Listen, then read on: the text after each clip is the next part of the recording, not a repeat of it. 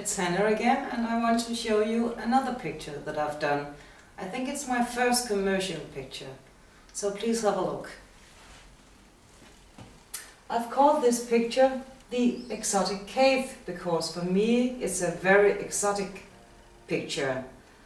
I have just blended in all the colors using transparent colors and the normal colors. I started as usual by just going through the picture with paint, and then I started to have a look, and then I start to work at it.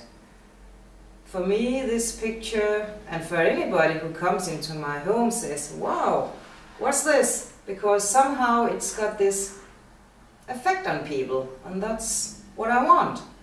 And if you want to see different things, that's certainly the picture to see a lot of things in it. I sit evenings, then I watch it from one angle, and I see one thing.